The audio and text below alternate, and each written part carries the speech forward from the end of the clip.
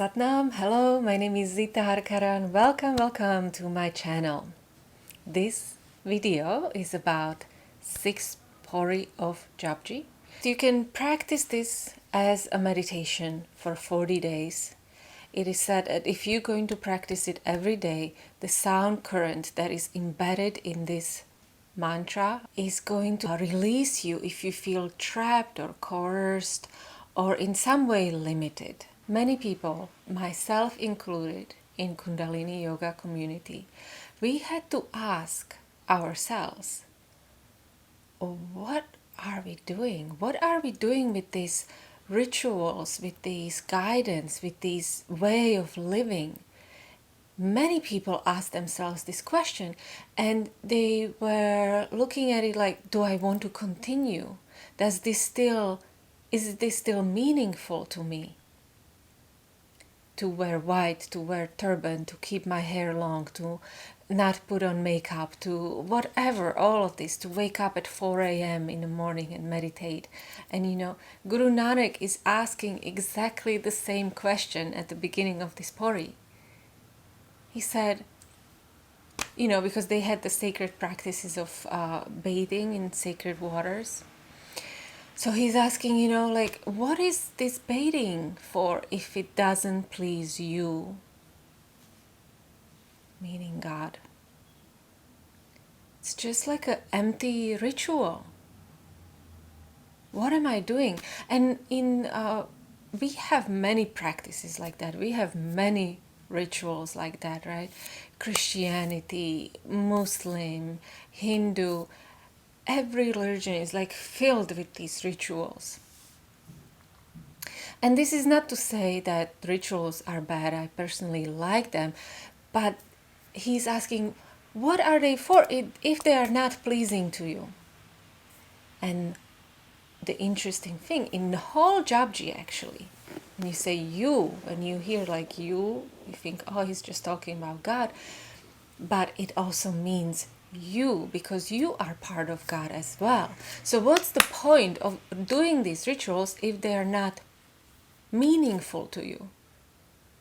If they don't make any sense to you, if you don't care for them, you are just doing them in resentment, you are just participating in something that is not bringing up your radiance, but just going through the motions, right?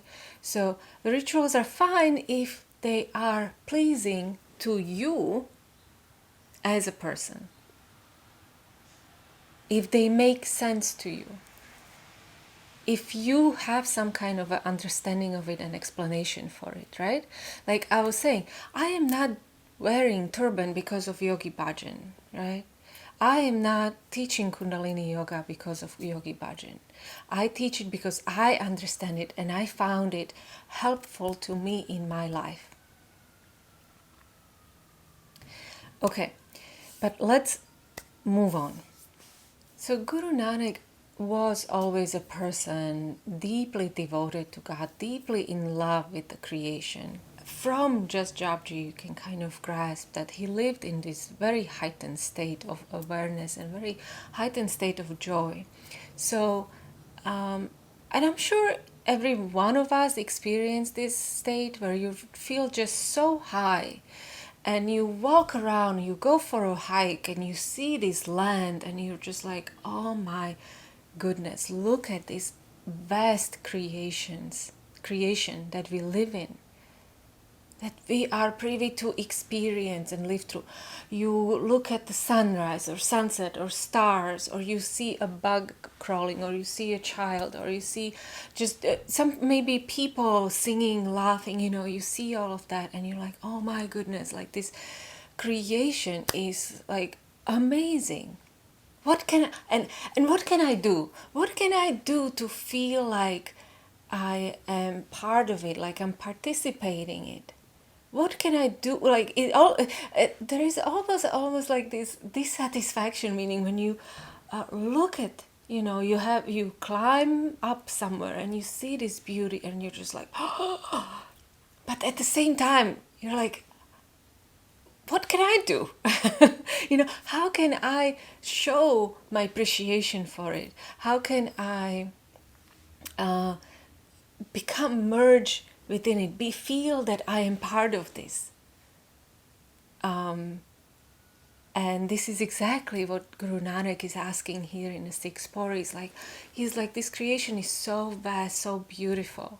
How can what are the actions I can take to feel that I am part of this, that I am that I am merging with the Creator? It's a devotional question, right? How can I show how much I love you? How can I show you that I appreciate all of this? How can I do this? Isn't that a great question? What action I can take? He's totally like man of action. And he's like, I don't want to waste my time bathing in waters and doing these rituals and taking up time with all this thing if it's not what you want me to do, right? If it's not pleasing to you, if it's not supporting this creative process. And please understand what I'm saying is my understanding of everything, right? This is just something that as I'm reading, as I'm meditating on it, this is how I am understanding it. And he says, the answer is like within you are the gems and jewels of awareness. That even if you just hear the true word of the Guru, it will light it up. He's really as if laying a ground here. Within you are these jewels and gems that when they hear the word of the Guru or the wisdom of the Guru, they light up, right? They light up. And in this way, you become radiant. These jewels are like our virtues or our talents. They are kind of dark, right? But when they hear a word of wisdom, and it doesn't have to be from Guru Granth Sahib, the word of wisdom could come from anywhere. It's actually much closer in understanding to what philosophy meant for Greeks, ancient Greeks. They loved wisdom. They always thought that the answer to all the questions that people have is this kind of inquiry and looking for wisdom in life. And this is exactly what Guru Nanak is saying. So there are these moments where you hear someone, or when you read something, or maybe you see an art, or you hear a music. It can really be anything, or you just look outside, right? Because God talks to us as well through what is going on. So you just look through outside into nature, and you're like, wow, I just received this message and it really light me up. You feel lighter, you feel inspired, you feel hopeful all of a sudden that, yeah, I can do this and I can move on. This is how we light up these jewels within us, through listening. And he says even one word is enough. How many times does it happen to you that maybe you remember a sentence that someone said to you years ago and it stays in your memory, and you keep repeating to yourself that sentence or mantra or whatever, and it keeps inspiring you? It's just like there are these gems that are hidden inside the earth, right? And we have to dig for them and find them. And then we bring them up on the light. And wow, no one knew they were there. And all of a sudden, it's just this brilliant color that shows up. It's not look for someone else, look for some wise person. It's not, oh, devote yourself to this ritual. Or it's not about devote yourself to this person. It's that understand you have these jewels, and the best way for you to show your devotion to God is to develop these jewels within you. But one thing that Guru Nanak repeats and will probably repeat it all his life over and over and over and over and over and over again, is that we all come from one place. Everything comes from one place. All souls come from one place. One creator, not place. One creative spirit. One guru. Ek Onkar.